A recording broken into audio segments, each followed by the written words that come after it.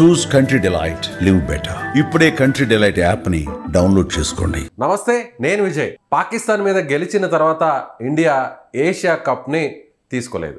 ఎందుకంటే పాకిస్తాన్కి సంబంధించినటువంటి మంత్రి ఏషియా క్రికెట్ కౌన్సిల్ ప్రెసిడెంట్గా ఉన్నటువంటి నఖ్వీ చేతుల మీదుగా ఈ కప్ను అందుకోవడం తమకు ఇష్టం లేదంటూ మన టీం నిరాకరించింది.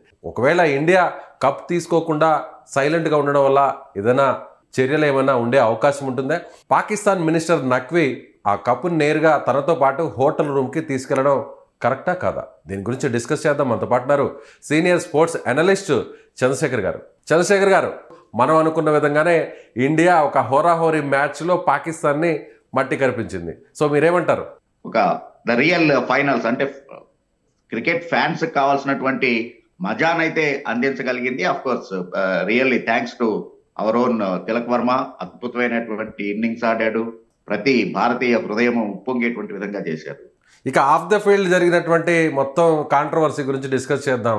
సో ఫస్ట్ నుంచి కూడా ఎంటైర్ ఏషియా కప్ స్టార్ట్ అయినప్పటి నుంచి కూడా పాకిస్తాన్తో ఫస్ట్ మ్యాచ్, ఆ తర్వాత సెకండ్ మ్యాచ్, ఇప్పుడు ఫైనల్గా థర్డ్ మ్యాచ్ అండ్ ఫైనల్ మ్యాచ్లో గెలిచిన తరువాత కూడా మన వాళ్ళు ఎవరైతే పాకిస్తాన్ మినిస్టర్ చేతుల మీదుగా ఆ కప్పును తీసుకోవడం ఇష్టం లేదంటూ బాయ్కాట్ చేశారు.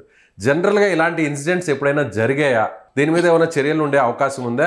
ఐసీసీ ఏం చెప్తుంది? ఐసీసీ నిబంధనలు ఎలా ఉన్నాయి?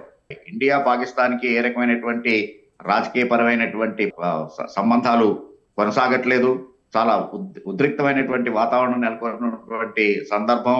అసలు ఇండియా పాకిస్తాన్ మ్యాచ్ల్ని బహిష్కరిస్తే బాగుండు అని ప్రతి భారతీయుడు కోరుకున్నటువంటి సందర్భం. సో కాబట్టి అంటే nobody is ready to accept that. అట్లాంటి పరిస్థితుల్లో మనం పాకిస్తాన్ మీద గెలిస్తే చాలు ఆన్ ద ఫీల్డ్ అనేటువంటి పరిస్థితి ఉన్నటువంటి సందర్భంలో నిన్న ఆ కప్పుని అతని చేతి మీదుగా నఖ్వీ కేవలం అతను క్రికెట్ కి సంబంధించినటువంటి వ్యక్తి కాదు. ఇక్కడ మనం గమనించాల్సినటువంటిది, నఖ్వీ కనుక ఒకవేళ ఓన్లీ క్రికెటింగ్ ఆపరేషన్స్ కి సంబంధించిన వాడే కనుక అయ్యేట్లయితే, దాన్ని తిరస్కరిస్తే కేవలం పాకిస్తానీ అనేటువంటి పదాన్ని చూపించి కనుక కప్పు తీసుకోకుండా ఉండేట్లయితే మాత్రం అది కొంచెం కాంట్రవర్సీ అవుతుంది. ఐసీసీ ఏదైనా ఇంటర్వ్యూన్ అయ్యేటువంటి అవకాశం ఉంటుంది. బట్ ఇక్కడ Naqvi himself Pakistan complete direct political దీంట్లో ఉన్నటువంటి వాడు, మంత్రి. సో కాబట్టి ఒక రాజకీయ పరమైనటువంటి వ్యక్తి చేతుల మీదుగా రాజకీయ సంబంధాలు సరిగా లేనటువంటి ఈ సందర్భంలో అతని చేతుల మీదుగా తీసుకోవటం అనేటువంటిది ఏమాత్రము హర్షణీయం కాదు. ఇంకొకటి ఏంటంటే, ఒకవేళ గమనించినట్లయితే ఎస్ అఫ్ కోర్స్ నేను కొంచెం ప్రొవోక్ చేశాను, కరెక్టే.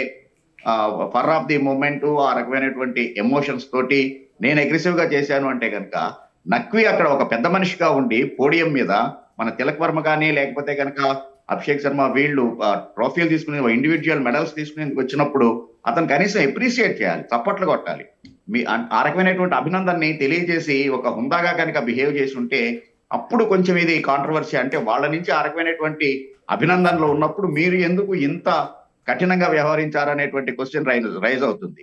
బట్ ఇక్కడ మీరు గమనించాల్సినటువంటిది, నఖ్వీ కూడా చాలా ముభావంగా ఉన్నాడే కానీ మన వాళ్ళని ఏమాత్రం అప్రిషియేట్ చేయలేదు. సో అంటే it is nothing but vice versa. నువ్వెలా నన్ను ట్రీట్ చేస్తావో నేను కూడా అలాగే ట్రీట్ చేస్తాను అనేటువంటి విధంగా నిన్నటి ఇన్సిడెంట్ జరిగిందే కానీ దాన్ని మనం పెద్దగా భూతద్దంలో చూపించాల్సినటువంటి అవసరం లేదు. మోరోవర్ గెలిచిన దానికన్నా కూడా ప్రతి భారతీయుడు మనం అతని చేతుల మీదుగా కప్పు తీసుకోకపోవటం వల్లనే ఎక్కువ ఆనందాన్ని పొందారు. నిజమైనటువంటి ఆ పెహల్గాం దాడికి బదులిచ్చారు. అంటే సింధూర్ 1 కన్నా కూడా ఇది ఇంకా అద్భుతమైనటువంటి చర్య, ప్రత్యక్షంగా చేసినటువంటి చర్య అనేటువంటి ఉద్దేశంతో ప్రతి భారతీయుడు, క్రికెట్ కి సంబంధం లేనటువంటి వ్యక్తి కూడా ఆనందించినటువంటి క్షణం అది. ఓవైపు సోషల్ మీడియాలో కూడా వైరల్ అవుతుంది.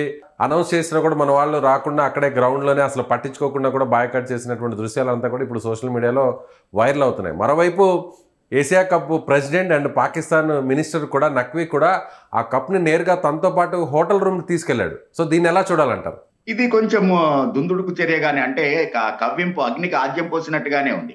ఎస్, ఒక పెద్ద మనిషిగా నువ్వు ఏసీసీ ప్రెసిడెంట్ గా హెడ్ గా ఉన్నప్పుడు, ఏషియన్ క్రికెట్ కౌన్సిల్ లాంటి ఒక అత్యుత్తమైనటువంటి ఆర్గనైజేషన్ కి ఒక వింగ్ కి హెడ్ గా ఉన్నటువంటి సందర్భంలో స్పోర్టివ్ గా బిహేవ్ చేసి ఉంటే బాగుండేది. ఇండియా ఎట్లాగో వచ్చి కప్పు తీసుకోవట్లేదు నీ చేతుల మీదుగా అనేటువంటి విషయం తెలిసినప్పుడు అయిపోయిన తర్వాత దాన్ని అట్లాగే పోడియం మీద కనుక ప్రెజెంటేషన్ ఆ పోడియం మీద వదిలేసి ఉంటే కనుక ఇంకొంచెం హుందాగా ఉండేది. అలాగా కాకుండా అతనితోటి తీసుకెళ్ళటం అనేటువంటిది చాలా ఆశ్చర్యాన్ని కలిగించినటువంటిది. అంత అనుభవం ఉన్నటువంటి వ్యక్తి. ఎందుకంటే ఈవెన్ అతనికి being a president of ACC అతనికి కూడా తెలుసు, ఒకవేళ ఆ రోజున అతను ఆ ట్రోఫీని ఇండియన్ కెప్టెన్ కి ఇవ్వలేకపోయినా కూడా ఎట్ ద ఎండ్ నవంబర్ లో జరిగేటువంటి ఐసీసీ సర్వసభ్య సమావేశంలో అతన్ని ఐసీసీకి హ్యాండ్ ఓవర్ చేయాల్సినటువంటి పరిస్థితి ఉంటుంది. ఆటోమేటిక్ గా ఐసీసీ నుంచి బీసీసీఐకి చేరుతుంది ఆ ట్రోఫీ. సో కాబట్టి మనం గెలిచినటువంటి ఆ కప్పు ఎక్కడికి పోదు, మన దగ్గరే ఉంటుంది, మన బీసీసీఐ ఆఫీస్ లోనే ఉంటుంది. ఆ సంగతి అతనికి తెలిసి కూడా ఆ రకంగా చేయటం అనేటువంటిది నిజంగానే ఒక రకమైనటువంటి మూర్ఖపు చర్యగానే. సో కాబట్టి ఆ రకమైనటువంటి చర్య చేయనప్పుడు ఆటోమేటిక్ గానే మన భారతీయ ప్లేయర్స్ అందరికీ కూడా ఇంకా ఎక్కువగా కోపం వచ్చింది. ఒకవేళ అలా చేస్తుంటే ఏమో సిచ్యువేషన్ కొంత మారుండేటువంటిది ఏమో. సో ఓవరాల్ గా దీనివల్ల ఐసీసీ ఇండియన్ టీం మీద తీసుకునేటువంటి చర్య అనేటువంటిది ఏమీ ఉండదు. ఎందుకంటే ఇవన్నీ కూడా ఆఫ్ ద ఫీల్డ్ డెవలప్ అయినటువంటి ఇన్సిడెంట్స్ కాబట్టి, అందులోనూ దౌత్య సంబంధమైనటువంటి విషయాలు కాబట్టి ఐసీసీకి సంబంధించినటువంటిది ఏం కాదు. కానీ చంద్రశేఖర్ గారు, ఏదైతే ఇప్పుడు పాకిస్తాన్కి సంబంధించినటువంటి ప్లేయర్స్ మీద కూడా మ్యాచ్లో ఫీజుని కోత వేయడం, అలాగే కొన్ని మ్యాచ్లను కూడా రవూఫ్ లాంటి ఆటగాళ్ళని నిషేధించారు 3 మ్యాచ్లను, అలాగే సూర్యకుమార్ యాదవ్ను కూడా పిలిచి సో అక్కడ విచారణ చేశారు. ఇవన్నీ కూడా మనకు కూడా కొంతవరకు ఫీజులో కోత విధించారు. అంటే గతంలో జరిగినటువంటి ఇన్సిడెంట్స్, ఆ కాంట్రవర్సీ వల్ల ఇప్పుడు ఏకంగా కప్నే తీసుకోకుండా నిరాకరించడం వల్ల సో ఐసీసీ ఏమన్నా గట్టిగా రియాక్షన్ అయ్యే ఛాన్సెస్ ఉన్నాయి. ఎందుకంటే ఐసీసీ ప్రెసిడెంట్ కూడా ఆబ్వియస్లీ మన జైషానే ఉన్నారు. సో దానివల్ల పెద్ద ప్రభావం ఉండకపోవచ్చు అనుకోవచ్చా? లేదు, ఇక్కడ మీరు ఇంకొక యాంగిల్లో ఆలోచిస్తూ ఉన్నారు. మనవాడే ఉన్నాడు, మనవాడు పారికర్, కానీ అప్పుడు మనం ఎందుకు చేయలేదు అనేటువంటిది ఇక్కడ క్వశ్చన్ చేయాల్సినటువంటి పరిస్థితి లేదు. అలాగనే జైషా మనవాడే ఐసీసీ చైర్మన్ గా ఉన్నాడు. సో కాబట్టి ఇండియన్ టీమ్ ని సేవ్ చేస్తున్నాడు అనేటువంటిది, లేకపోతే ఇంకొకళ్ళు ఉంటే ఇంకొక యాక్షన్, సివియర్ యాక్షన్ ఉండేటువంటిది అనేటువంటిది కాదు. పదే నేను చెప్తున్నటువంటిది అది ఆఫ్ ద ఫీల్డ్ జరిగినటువంటి దానికి కోడ్ ఆఫ్ కాండక్ట్ అనేటువంటిది అంత ఇదిగా పరిగణలోకి తీసుకోబడదు. ఇక్కడ ఎప్పుడు కూడా సూర్యకుమార్ యాదవ్ హద్దులు దాటలేదు. మీరు గమనించాల్సినటువంటిది అతని యొక్క ప్రెస్ కాన్ఫరెన్స్ కావచ్చు, అంటే before the match or even the post match presentation, ఎప్పుడైనా కానీ ఈ never cross the boundary line. మీరు గమనిస్తే చాలా సున్నితంగా తను చెప్పదలుచుకున్నటువంటిది ఎంటైర్ భారతీయుల యొక్క స్పందన ఏ రకంగా ఉంది అనేటువంటిది చాలా పర్ఫెక్ట్ మెచ్యూర్డ్ ప్రెజెంటేషన్ చేశాడు అతను ప్రతి సందర్భంలోనూ కూడాను. రవూఫ్ లాగా ఒక విపరీతమైనటువంటి సిగ్నల్స్ ఇవ్వటం కానీ, బౌండరీల దగ్గర నిలబడి సౌజ్ఞలు చేయటం లాంటివి ఎప్పుడు కూడా చేయలేదు అతను.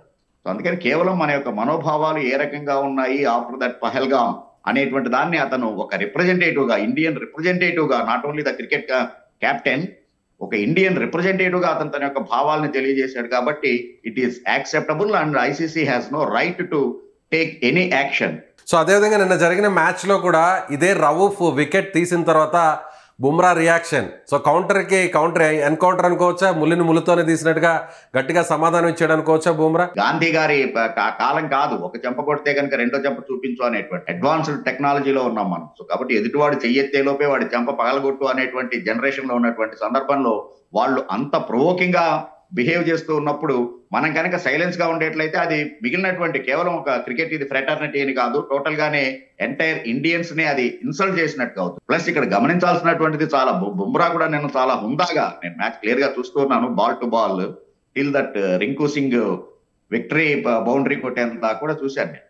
సో కాబట్టి ఎక్కడా కూడా మన వాళ్ళు బౌండరీ లైన్ దాటలేదు. మీరు గమనించాల్సినటువంటిది అది with in the line, with in the law మన వాళ్ళు బిహేవ్ చేశారు. అగ్రెసివ్ గా ఏమీ చేయలేదు. కేవలం బుమ్రా కేవలం డౌన్ అయిపోయింది, అది ఇట్ ఈస్ ల్యాండెడ్ అనేటువంటి రకంగా అతను సిగ్నల్ ఇచ్చాడే గానీ కేవలం మిగిలినటువంటి ఇదిగా ఏమీ అగ్రెసివ్ గా చేయలేదు. కాబట్టి it is accepted. Right sir, thank you so much. Thank you very much.